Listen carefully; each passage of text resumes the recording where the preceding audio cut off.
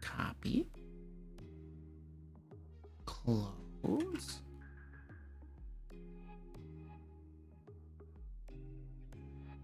Try again. Don't need that.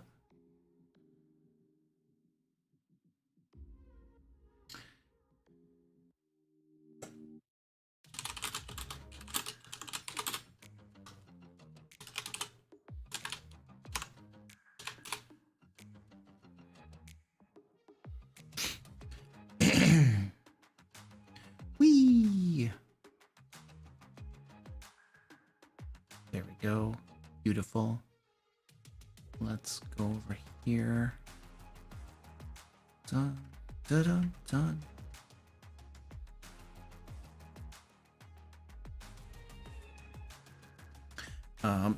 That's the wrong one.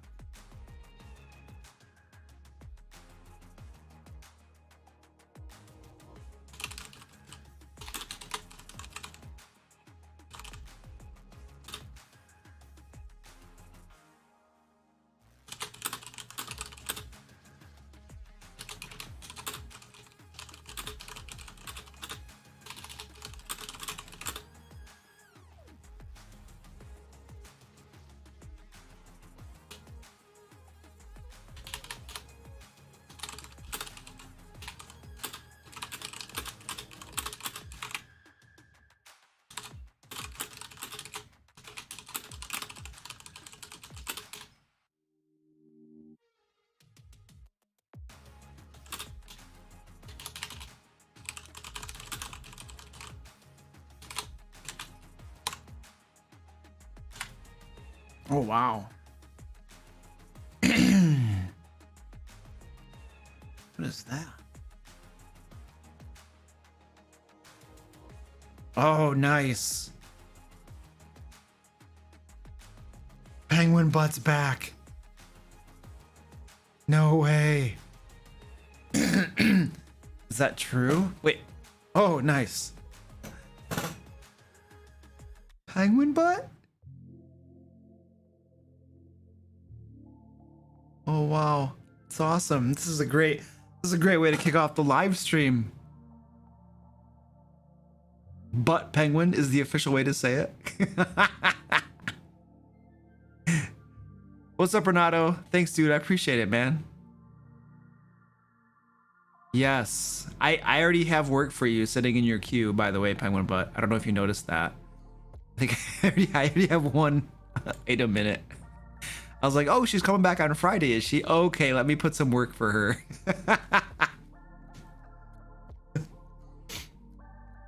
Oh, cool. Awesome. Thank you.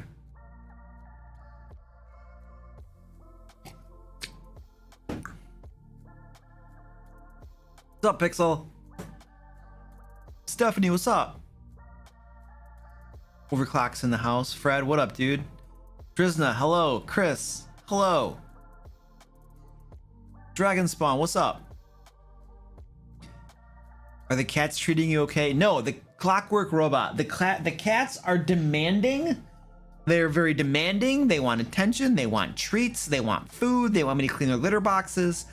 And they're gonna start fighting, it looks like, too. They have begun the pre-fight routine. They're part of this show. They know that the job has begun. When the lights go on and Luke starts talking to the wall, they know that they're on, and they start getting to work. Lethan, hello, how you doing? What's up, Longshot? Hex Slingshot. Bomber Steve says, Penguin Butt, nothing shows Luke's love and adoration more than a huge long list of stuff to do. Yes. Well, the thing is that's also money for her, because it's like a list of stuff to do that she gets paid for. So that's like a good thing, you know? What crazy adventure are we looking to build today? I don't know. We'll find out. We're going to be doing that in a little bit here. I never know. I know what it's going to be, a level 10 adventure. That's all I know. I know nothing else. It's good to have you back, Overclocked. Yeah, make sure you throw in your questions. Throw your questions. Hashtag all caps question. And then we get your stuff. Oh, I gotta pull up the spreadsheet. That's a good idea. I should do that. I'm a professional streamer. It's what I stream 3 days a week, and you wouldn't know that by looking at me. Ah, I gotta find the stuff to click. I have to open it up. There we go. I have it now. Okay. There we go.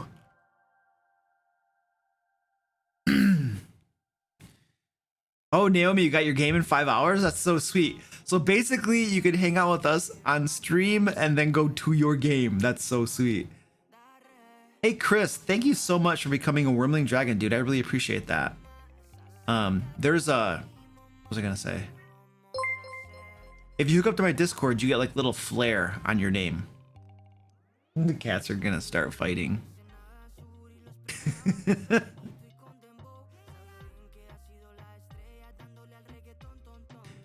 You're working on an adventure for tomorrow's game? That's awesome, Longshot. What kind of monsters are you gonna have in it? Look at this. Look at this. Just the tumult of Discord links being thrown around. All the wrenches are like, bam! Go to Discord. What's up, William? How you doing, man? Well, I appreciate that, Chris. I really do.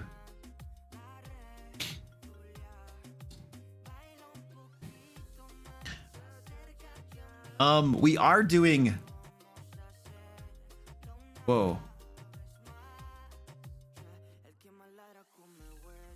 Don't spam the Discord links. Look at this. Look at this. And another wrench is reprimanding the other ones. This is beautiful. I love this.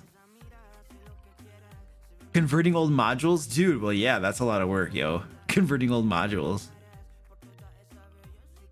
How do I feel about Cambions? I don't know. I feel like they're a monster in the monster manual. I think they're pretty cool. I think a lot of monsters are pretty cool.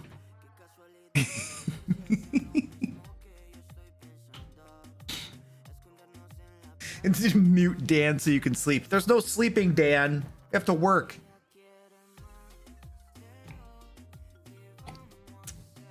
He doesn't want to sleep, Penguin Butt. He wants to hang out. He loves it. All right, let's start this up.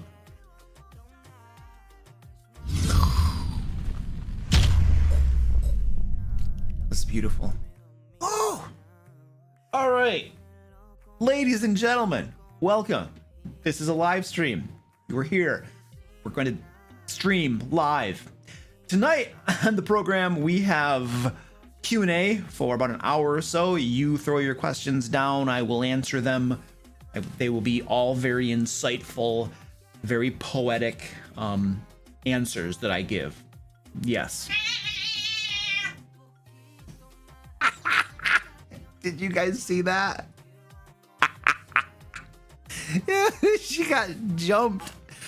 And then when he walked away, she was trying to bite his butt.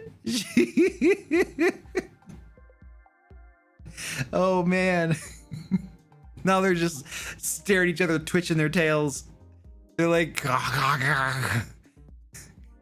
so yeah, we'll do Q&A for about an hour, and then we're gonna go over to my Twitch channel to create an adventure together, a D&D adventure. It'll be a level 10 adventure, and it'll be available for free for everybody to use. I'll have it uploaded to my site, thedmlair.com, by tomorrow morning, because I get up crazy early and get my work done on Saturday. That's just how I live. So yeah, we'll create that. You guys can go get it, use it in your games if you want to. It'll be really cool. By the way, I have crap tons of free resources over on my site, thedmlair.com. Adventures, like everything that we create on stream, on every single week, we create more Dungeons and Dragons resources for Dungeon Masters. And they all go over to my site, thedmlair.com, and you can get them for free. They don't cost you a dime. So there's tons of crap over there, and every single week we add more crap. I keep saying that word, but it's halfway decent. It's pretty good. You know, you'll probably find it useful.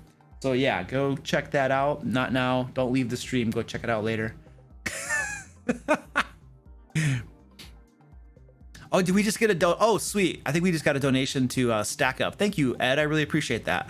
By the way, that reminds me, I am it's like a soft launch right now, but in the month of November, I am going to be raising money for Stack Up. They are a charity that helps veterans with like gaming stuff. So they will give games, like video games, board games, stuff like that to veterans, and to help them and stuff. And they will also like fly veterans into like gaming conventions and stuff. They do a whole lot of stuff to help veterans out. So in the month of November, because November is like Veterans Month, there's like one special day that's actually like Veterans Day, but the whole month is kind of devoted to veterans. And so I'm trying to raise, my goal is $5,000 for Stack Up. Mommy wants attention. $5,000 for them to help out veterans and stuff. So on Monday's stream, by the way, Monday's stream over on Twitch, I'll be having a dude named Sean on, and he is like, he works for Stack Up, volunteers for them. He's a rep. He'll be on my stream Monday, and we'll be talking about what Stack Up does. We'll be talking about mental health, veterans, stuff like that. So it'll be a cool stream on Monday. So yeah. All right, we should probably do some questions. I need to turn my fan on because my wife has the heat up really high, it feels like. And I am like gonna melt over here. This is what I got going on down here. Like cats all over the place.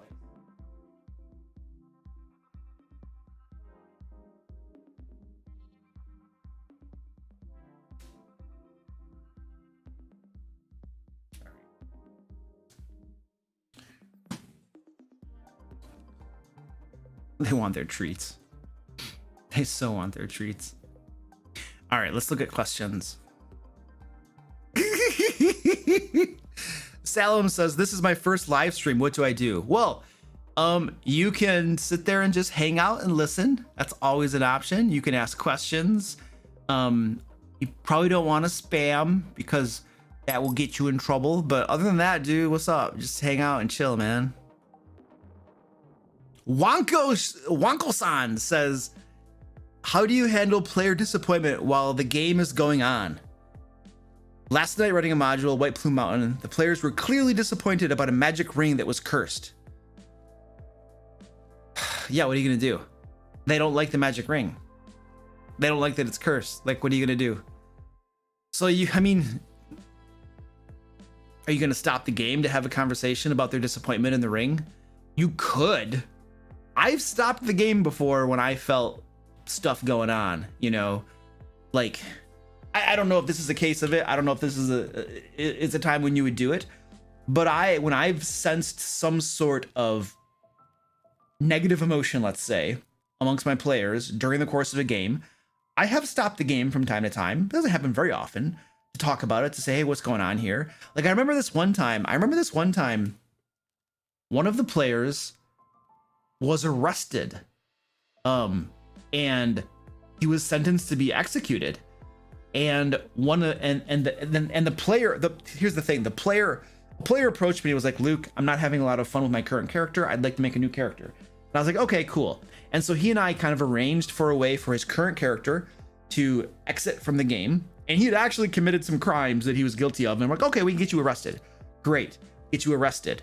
And then I don't think he was gonna be executed, but he definitely got arrested. And then, so like in game, it's like, okay, this guy got arrested. And then, you know, I think the player's name was Greg. Greg had a new character to pull out.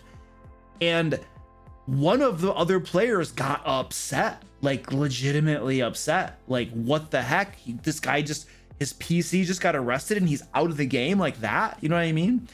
So that was a moment where I paused the game and I said, I just was like, you know, it seems like you're kind of upset, dude. Like, are you mad about what's going on right now? And sometimes simply labeling it, you know, with observational language, like it seems like you're upset, you know, labeling that emotion will start a conversation. You know, it's like, well, yeah, you know, he got arrested and stuff. And then the conversation is, well, you know, you guys did all torture a prisoner and then turn her over to the police. who then, as they're talking with her, found out that you had all tortured her, like legitimate. Like the one guy who got arrested used Eldritch Blast to blow off her fingers or her hand or something, like legitimate torture to get information out of her. And so I was like, what do you think's gonna happen? You know? And then finally the one player was like, oh yeah, okay. So I think sometimes just labeling it and calling it and then, you know, but nicely and talking about it can diffuse the situation. So I don't know if that helps, but I've pontificated on that subject a little bit. So.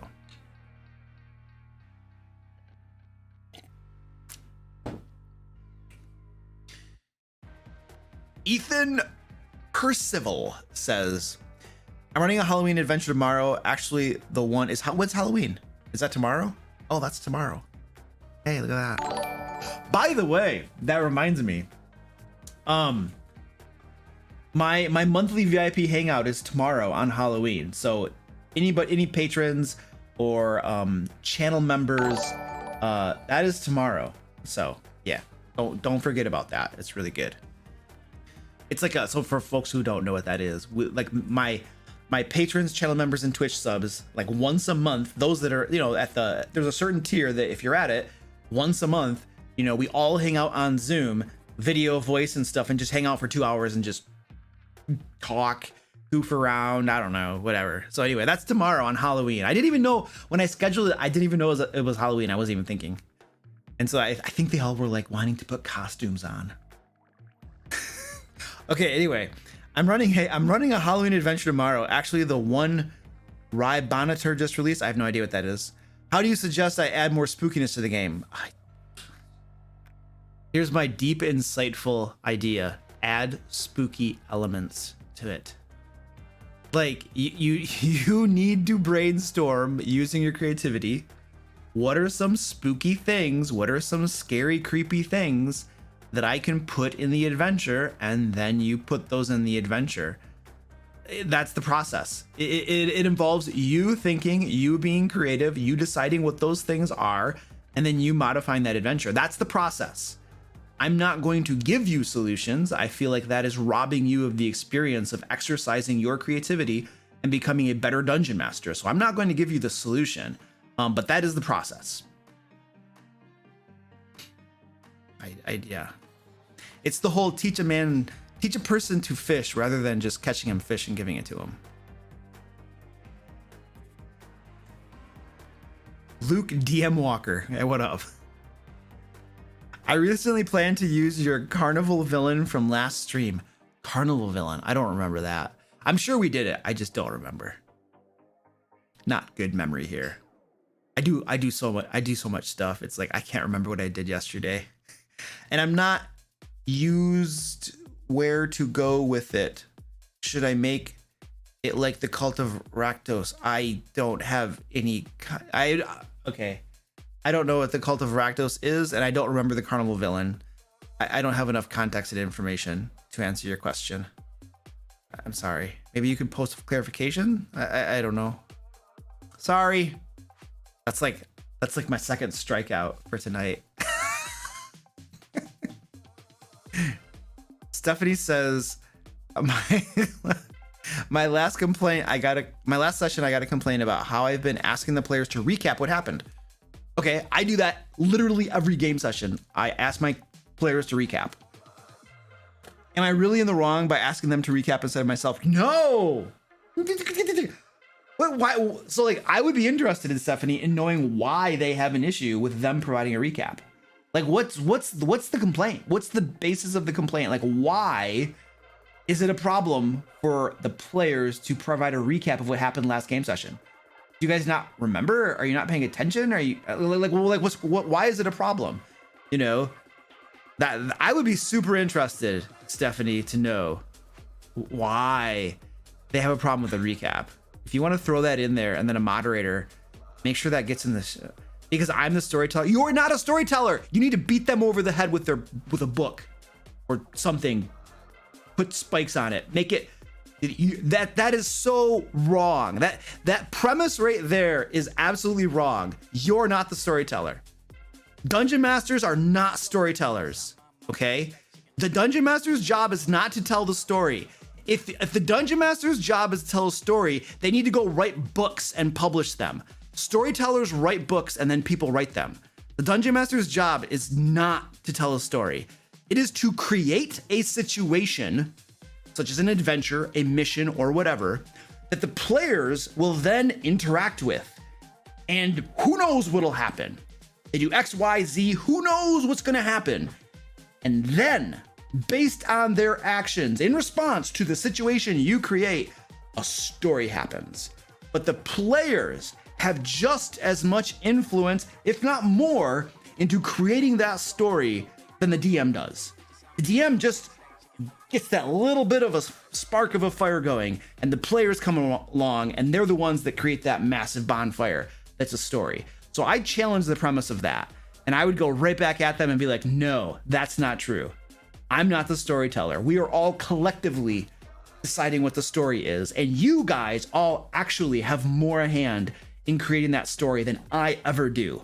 The day that I am a storyteller and I'm creating the story, the whole game is a railroad. Your actions and your decisions have no consequences on anything, and I'm writing a book. So we need to just dismiss that notion right away. Dungeon Masters are not storytellers. We are not. That's not what we do. That's not our job description. So I would reject that outright. And I would, and that even if it were true that the Dungeon Master is the storyteller, not the players, that's not even a logical argument for why they can't do a recap. It's not even logical. Like, who cares? Why does that mean you can't do a recap? It's not even a logical argument. I would have a field day. I would have a field day on that excuse for not doing a recap. Story organizers, I mean, I would go with story organizer is reasonable. You are the one that is facilitating the environment in which a story results. I can go with that, but not the teller. You're not the teller. Rant count equals 1. You got to increment the rant count. That's awesome.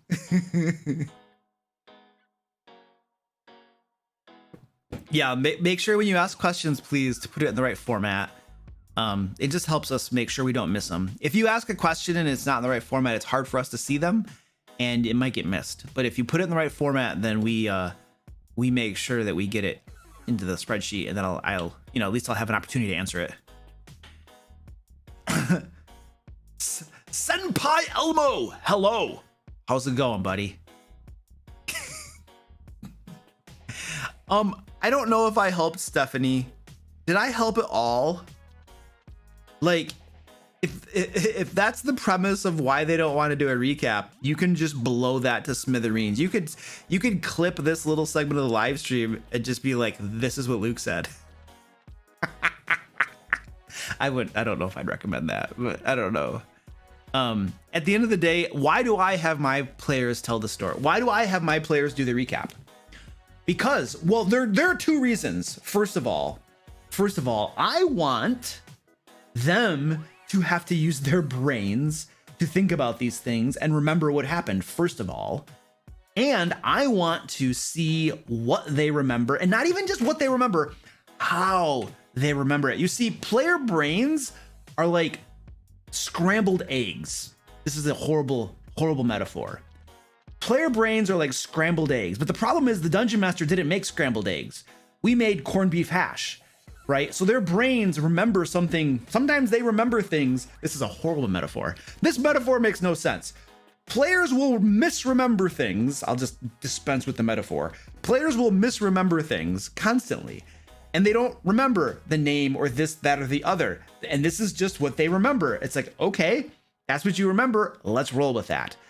If so like, I don't want to, I like to have them do that recap, and then we roll with it. I will occasionally correct something that is terribly flawed. If I feel like there is no way their characters would misremember this, I will correct them. But if there's like a shade of gray or something that they don't have totally correct, but it isn't like horribly messed up, then I'll just let it go. If there's something really big that they're just like totally didn't get, then I'll step in and correct them. But for the most part, I roll with what they have, Because I know the entire adventure and I know all of the details and things, you know, so I'm not going to, as long as I took notes on it, I'm not going to misremember it. No, I will misremember it. My notes are what saved me, actually.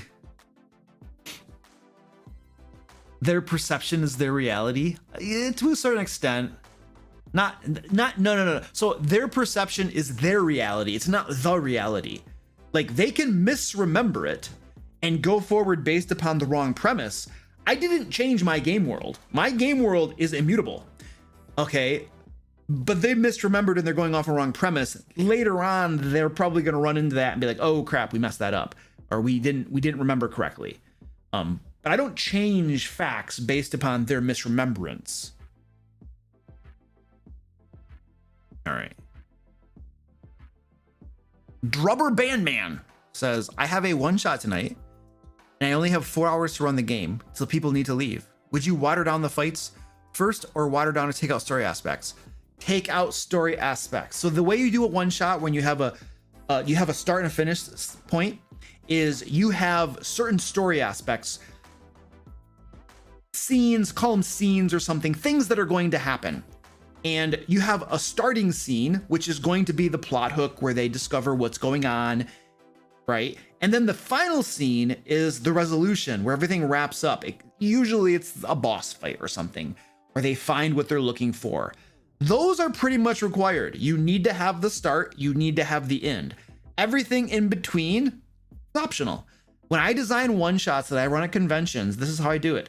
Need it, optional. Therefore, if I'm watching the time the whole time, if I see that they're getting to this scene and time's okay, they get to this scene and they spend a lot of time resolving this scene, doing whatever is going to be here, then guess what? When they're done with that, this scene no longer exists.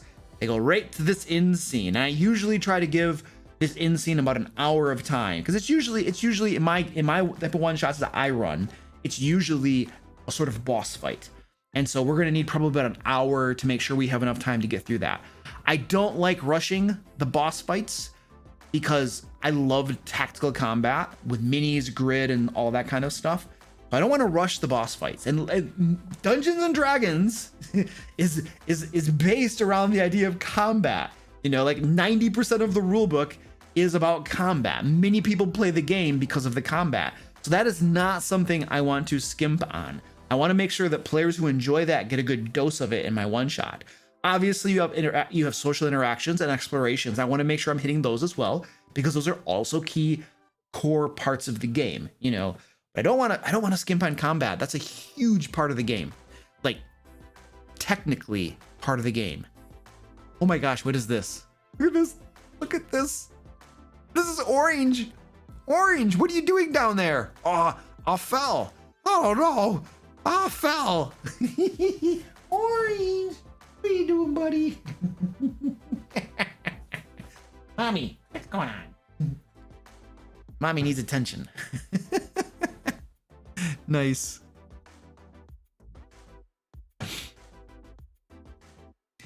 Well, thank you. Yeah, I like this shirt. It's a cross between Star Wars and Lion King, I think. Yeah. When are you adding to the cat collection? No, there's no adding to the cat collection. Too many cats. What, Squeaky?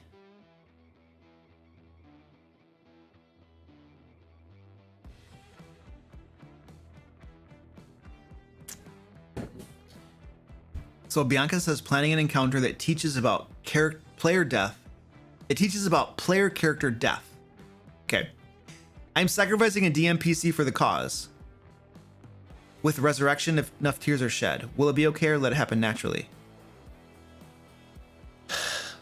I would wonder if killing a DMPC is at all relatable to character death. Like, and also I want to know what's the lesson that's trying to be taught.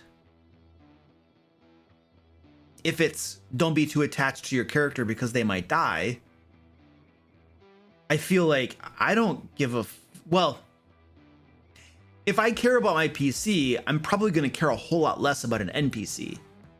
So if the NPC, you're calling it a DMPC, but it's whatever. It's an NPC in my mind. They're all in that same category. If I care about my PC, I care far less about an NPC. So like I feel like, you know, it's like I want to teach my children a lesson about, you know, not killing people.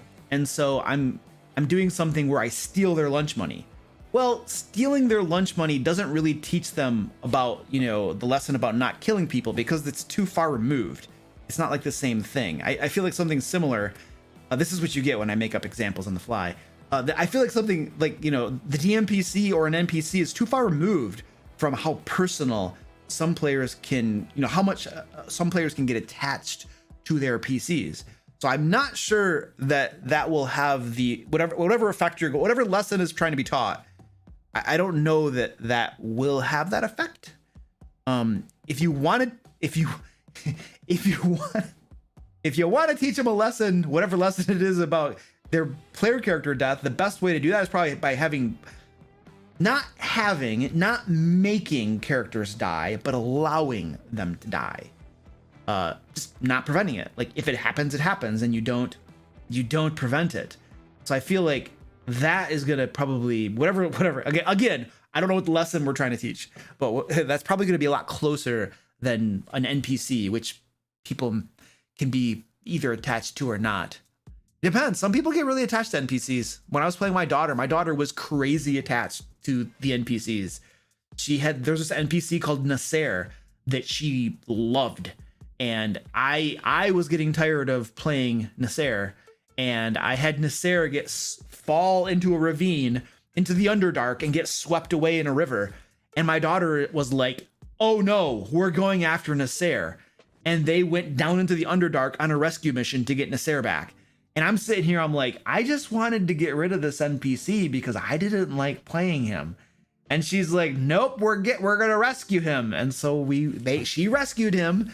And she had Nasser with her the rest of the game because, you know, that's apparently maybe if they're super attached, but it's still different. It's still really different, I feel. I don't know. Just some thoughts on that.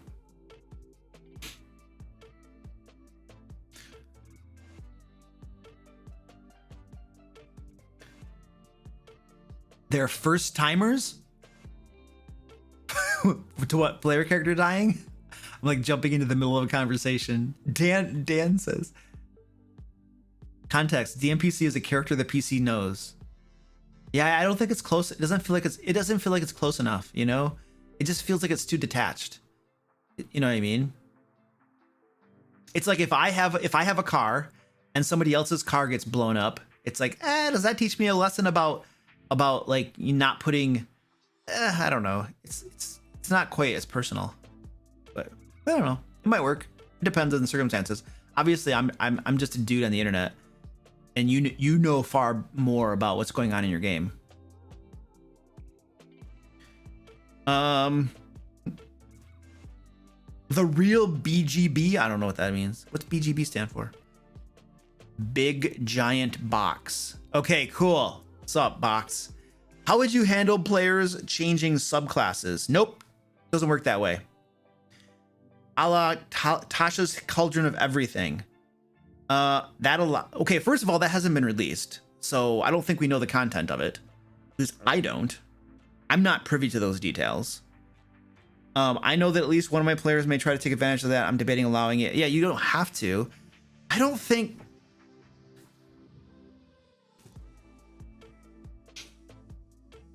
It's like, what do they want to do? Like, do they just want every single class and every single character? Okay, just do anything you want. Just do anything you want. You want to have legendary magic items? Okay, just do it. Okay, fine. You want to have just tons of gold and loot? Okay, have whatever you want. Do whatever you want. Anything's allowable. Just do it. We want you to be happy. Just be happy. I mean, how far are we gonna go to just give them everything they want? You know, it's like there are no rules anymore. Just be happy. Don't let us impose our strict rules and guidelines on your happiness. We wouldn't want to infringe upon your right to be happy. I don't know. It just feels really like Like, I, as a cleric, decided to worship this deity. Okay?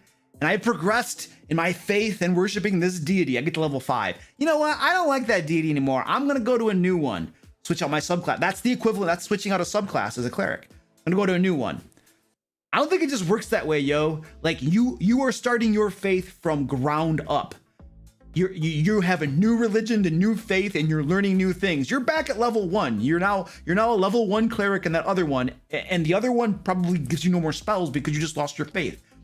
Let's take something else, like a paladin with the oaths and stuff, or the fighter. You're a battle master. You know, so as a battle master, I've been practicing these techniques and all of these different things. And now I'm just gonna like, just forget about all that stuff that I've learned and worked on for the last few months. And I'm now going to be a champion fighter or the it's like no, that's too much. It's like at some point you have to make a decision, you know, and there's something about that just doesn't feel good to me, you know.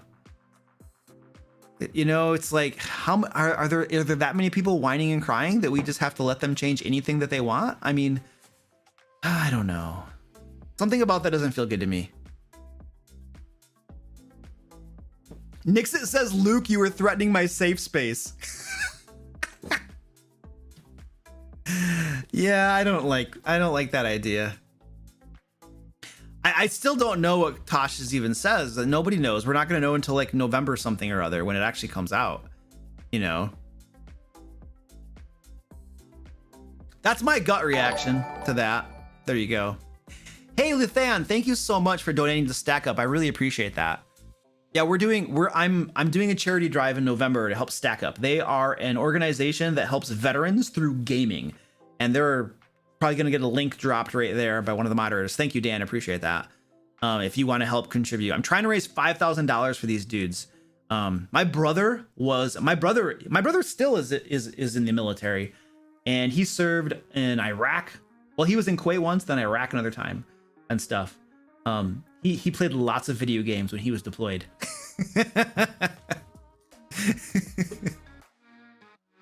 especially when he was in Kuwait. He was like, yep, 12 hours working, and then the other time we're just in our bubble. They had these little, like, I think they call them bubbles or something, but they're like little domes basically, you know, that they lived in on the base where they were at.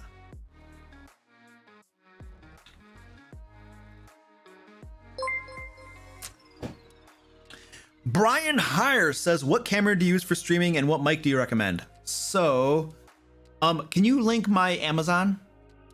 Moderator, Dan, one of you guys? I have an entire list on my Amazon store of all the different equipment that I use for streaming. So you can go and look at that equipment list. But to answer your specific questions, this mic right here is a Logitech Brio. I think it's about $150, $200 or so. So it's a much better webcam. And then this one right here that points to my coffee cup is just a Logitech C920, and this one over here is a C920 as well. So these are both like $50 webcams. They're super cheap. The other one's more expensive. Microphone. I use what is this thing called? It's blue. I forget the name of it. I don't know. It's this is the microphone right there. That's what it looks like. It's like an arm and stuff. I know the maker is blue. I know that much. And then I have it going into a what is this thing called? Oh, a Go XLR. I have a Go XLR, which is a stream deck that it goes into. And that's the basic mic setup that I have. He needs a cam just for his coffee. Yeah, Outcasts Unite. Yes. This helps everybody know where I'm sitting on the coffee situation. So you guys can like alert me if it gets low, which is it's getting low. Has anybody been yelling at me? Oh, Fred has. Look at Fred. He's like, low coffee alert. Oh, that's awesome, dude.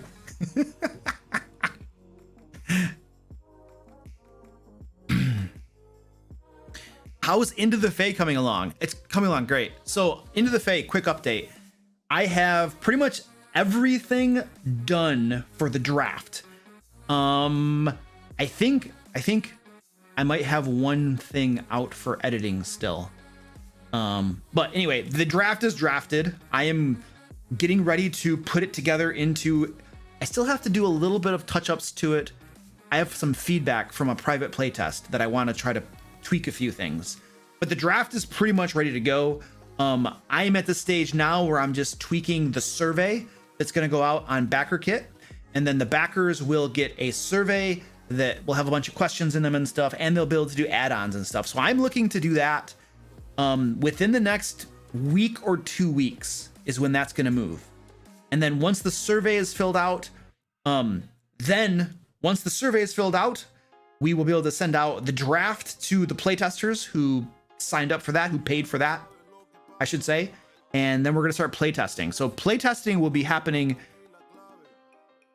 like, if everything goes like super fast, probably the mid to a little bit after the mid of November to the end of November, playtesting will begin. Because I got to give people enough time to fill out the survey, and all that stuff takes time. All those little tiny steps and stuff. But it's looking very good. It's looking very good.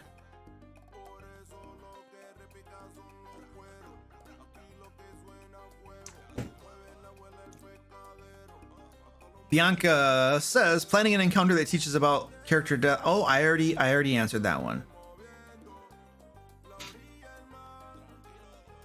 You are in a hilly area. I love your view out back from your deck. Well, thank you. This is my basement. So this I don't have this isn't necessarily like a deck. This is like the deck is upstairs. This is just like a walkout. Like, there are flagstones. There are flagstones out there. I don't know that qualifies as a deck, but there are flagstones.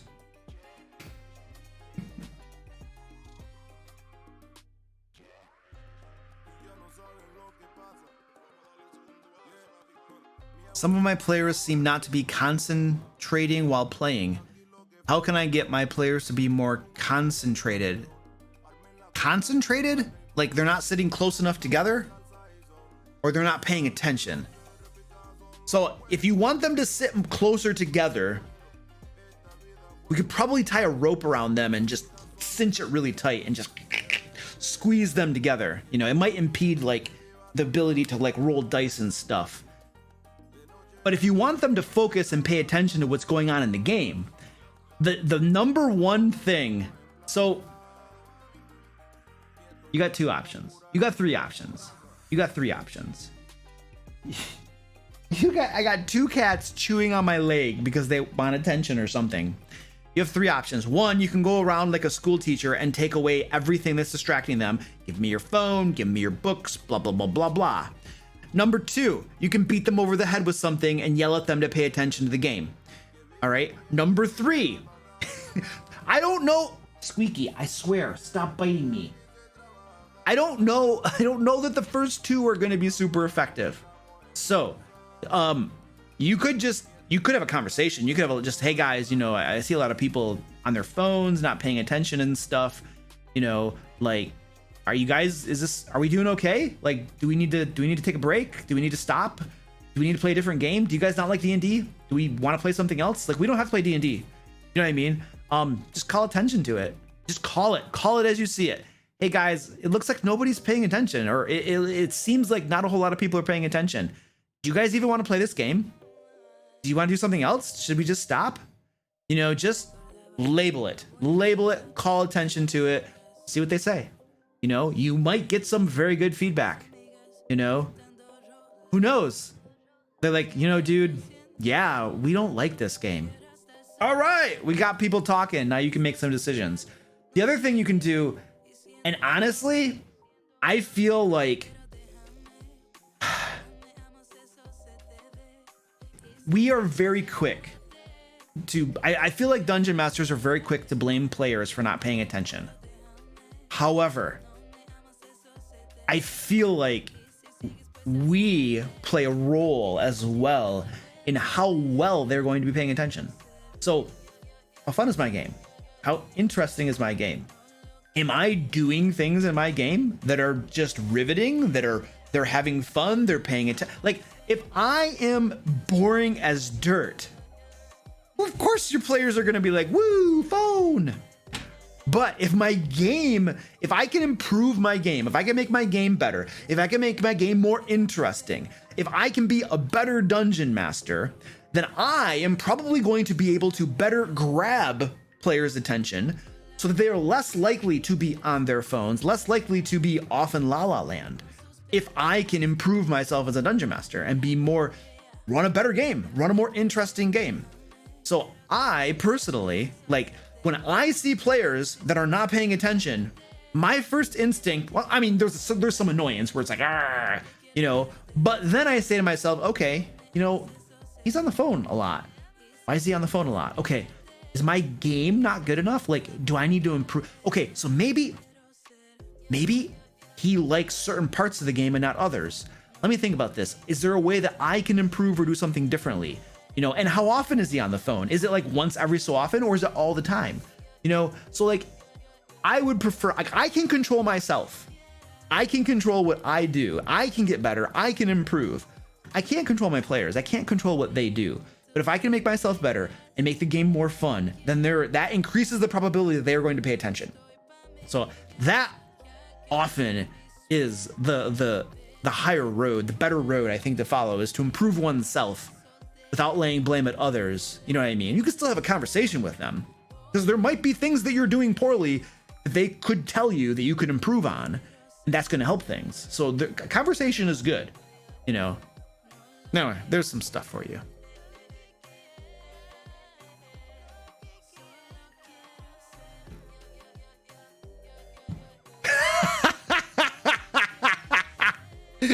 Dragon Spawn. Oh, that's awesome. Dragon Spawn says, last night a PC died in final campaign battle and he kept talking. I muted him on Discord and told him to stop metagaming. He left the group. I feel guilty. Is what I did valid in your opinion? I don't know. I don't have enough knowledge of the situation to tell you whether you screwed up or not, dude. There is a version. So there are so many details not in your message, which is fair because you don't have that much room to type this crap. But like, there is a version of this where I would have done the same thing. You know what I mean? Depending on all the details. And then there's a version of this where, holy crap, that's me being an absolute jerk. You know what I mean? I just don't know. I feel like if a dude is dead and he's metagaming, especially if he's dead and he's metagaming and he's talking and stuff, you know, like, if somebody's dead, I don't know that that means that they should shut up and stop talking, because, you know, like, dude, it's a game. They want to participate and have fun. You know what I mean? So talking a little bit. But if they're metagaming, and metagaming is a problem any way you slice it, whether you're dead or you're alive, you know? I've muted people before that in my games. Like, I've had dudes who, like, they're just like having coughing fits, and I'm just like, mute. Please, if you can't self-mute when you're like hacking up a lung, dude, I will mute you. I've had dudes who's like background noises is just going nuts. I mute them, you know. Have I ever muted a player who was talking though? Like, those are like, you know, mutable offenses. It's not a big deal. But like, to actively mute someone while they're talking, yeah, that's pretty aggressive. That's pretty aggressive. I've done that once. Not to a player though. I don't know that I've muted a player while they're talking. Because that's pretty hardcore. To actually mute someone while they're talking, that's pretty hardcore. That's like the ultimate shut up. So I don't know how I feel about that. But I do know that I was in a group meeting once, and there was some dude who was just being crazy annoying. I was the leader of this group thing, and this dude he needed to shut up, and he was not taking social cues, and I muted him and he shut up. And was it jerkish of me? Yeah, I'll agree with that, you know. But that was just like, you know, this dude, I can't take this anymore. Probably not the best way to handle that, but in the context of an entire group, you know what I mean? I don't know. I probably could have handled it better. But yeah, muting somebody while they're talking is pretty harsh. So I don't know about that, dude. I want to mute players at the in-person table when they try to take over another player's PC. Oh yeah, they can't do that crap. Tom says, "Can I mute you right now?" No, I'm streaming, dude.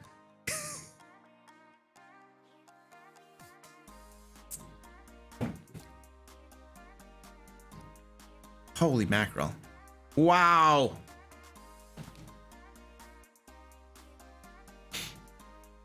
Oh man, it's almost time to go create an adventure together. Purple Fire says, my players are paranoid regarding traps. And I think I put traps where, and think that I put traps where there aren't any. Okay. I mean, if the Dungeon Master puts the traps there, there are traps there. Like, the Dungeon Master decides reality in the game. So, if the Dungeon Master says there's a trap there, there's a trap there. There's no, well, you're putting traps where there are none. It's like, what? What? The Dungeon Master decides the reality of the game world. If there is a trap there because the DM says there's a trap there, the trap is there. You don't get to disbelieve. It's like, la, la, la, la. It doesn't go away because you don't want to believe there's a trap. It's like, okay, that's, okay, anyway, let's keep going. Rest of the question. At first it was funny, but then it started slowing the game down. How would you avoid that? So yeah, they're being super tentative because they're afraid of traps everywhere. Yeah. This is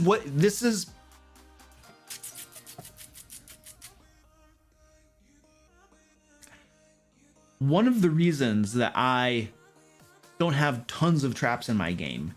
And one of the reasons that I tend to put traps in logical places where you would expect there to be traps is that I want to avoid that situation where the players are taking forever going through a dungeon because they're paranoid and they're constantly checking for traps. Now, technically, I believe according to the rules, their passive perception should allow them to find traps. I don't use that though. I require an active trap or an active search to find traps and stuff. Like the way that I avoid that is by not having be a lot of traps and having them be in logical positions, and by giving clues, flavor text, that traps might be there. There's sometimes subtle clues, there's sometimes obvious clues, it depends. But there's usually some indication there might be a trap. If it's someplace obvious, like a big chest, then I don't need to give you a clue. You should probably check the chest for traps. If it's a door that leads into a hideout, you should probably check it for traps really quick. But like, how long does it take to check for traps? Roll in a perception check. Yep, no traps. It takes moments. It takes like 30 seconds tops to like check for traps in a different place. You might just have to level with them and be like, you guys, you're being overly paranoid. You just need to pick up the pace here. Like, the longer you spend looking for traps, the more I'm inclined to put traps there.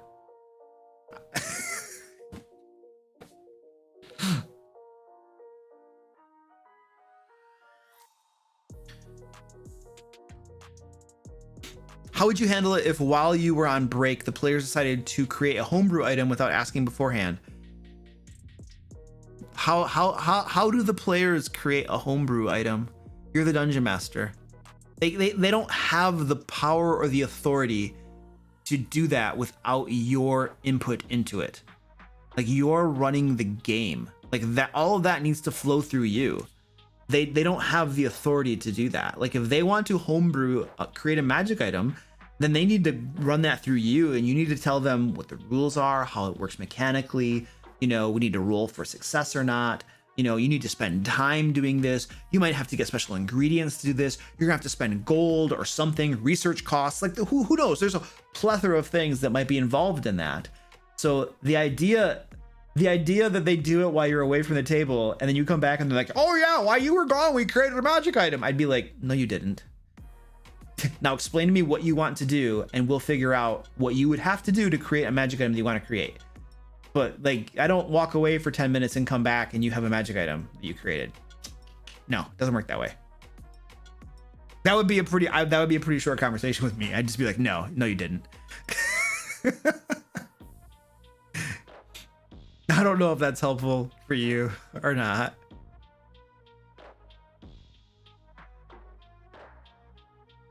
Why so many mics? I only have one mic. I have one mic right here. It's just one.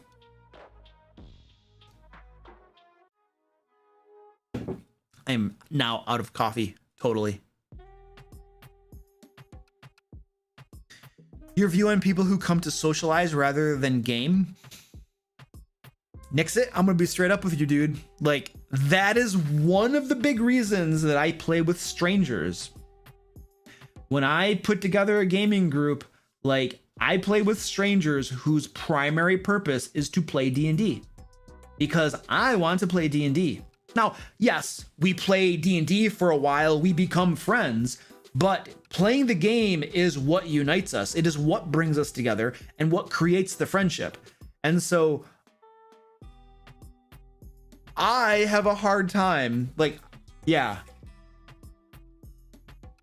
I want to play D&D. If we want to socialize, let's go socialize. You know, if we want to screw around and just talk and talk about whatever, then let's just go do that. But if we're gonna play D&D, let's play D&D. I don't know. Like, that's what I want to do. You know what I mean? Like, if I'm gonna run the game, I'm gonna run the game. You know, it's just the type of game that I run. You know, is there a world that I run it for a bunch of friends who just want to socialize and don't give a flying crap about the game? I don't know if I could run that game. I might bow out of that and be like, this isn't the sort of game I want to run, guys. This isn't like my thing, you know. If one of you wants to do the work and run the game when most people are just there to goof around and socialize and don't really care about the game, I don't know.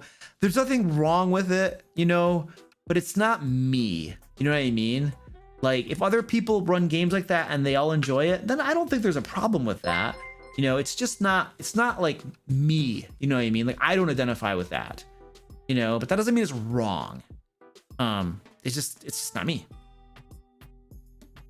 So if it's not fun for you, then just don't do it. If it is fun for you, then okay, cool. I'm sure there are tons of people that get together and socialize, and that's the primary important thing. D&D is just like an excuse to get together. There's nothing wrong with that if that's your thing and you enjoy it. You know, it's not a moral issue. It's not like murdering is wrong. You know what I mean? So it's just it's a personal preference thing. So it's like, yeah, whatever, not a big deal.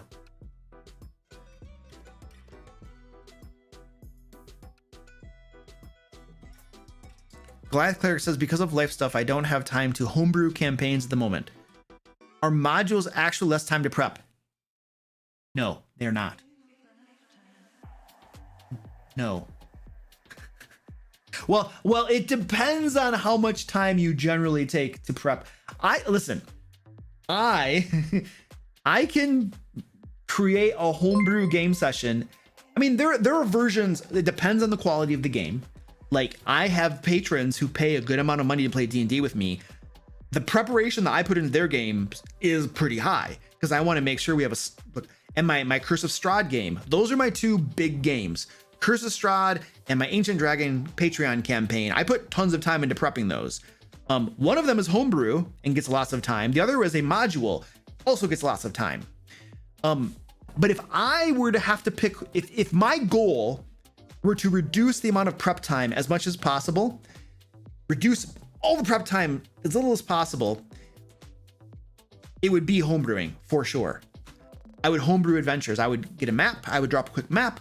I would make notes about what are in the rooms. It'd take me about an hour. I can prepare an entire adventure probably in about an hour by homebrewing it. Now, I'm not going to flesh out a whole lot of stuff. It's going to be pretty bare boned with what I consider to be the minimum I need to run the game. And then I'm going to improvise everything else. So I can prep that pretty quickly. If you give me a module adventure, getting that ready in an hour, I've actually done it before. but it wasn't. It was hard. I was definitely busting my butt. So I've done it before. I have prepped an entire adventure out of a module in like an hour before, but it was not a very good prep job. It was just like, gotta get it done. Let's go. I feel like homebrew is faster. That's my gut feeling. If you have to pick one that's faster, but it depends on how much you're gonna prep. It always comes down to that too.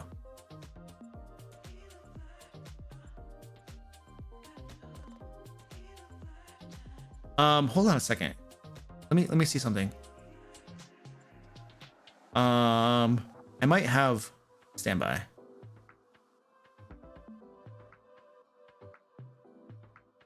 I gotta see something really quick.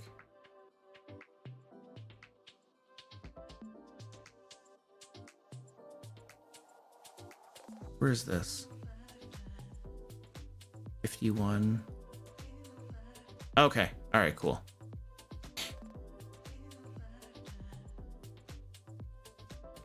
Sorry. Luke's like, nah, I go to La La Land.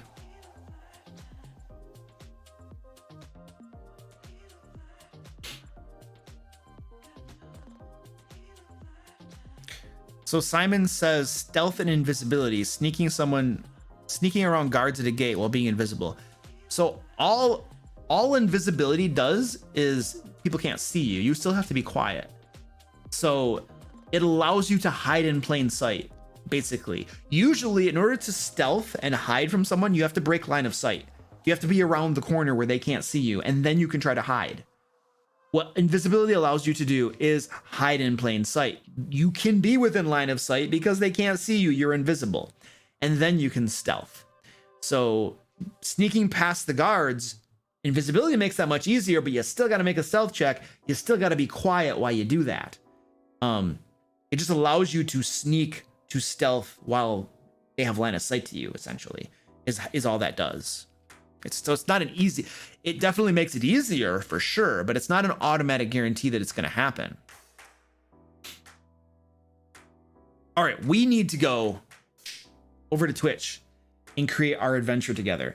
Like, there are so many questions I did not get to. I'm sorry, because I talk a lot. I have a big mouth, talk too much. So come over to Twitch. We're gonna create an adventure tonight, level 10 D&D adventure. It is going to be available on my site, thedmlair.com, tomorrow morning, where you guys can use it in your games. If you got more questions, you can come to my Twitch channel. I stream 3 days a week. I'm over on Twitch on Mondays and Wednesdays. You can drop in over there, ask more questions. So I'm very available on live streams multiple times a week for questions and stuff. But I can't possibly get through all of these questions. It's not gonna happen. So less talking, more kitties. Thanks, Fred. I know how you feel about me. All right, so drop a link to my Twitch, or it looks like you already have. Somebody has. Excellent.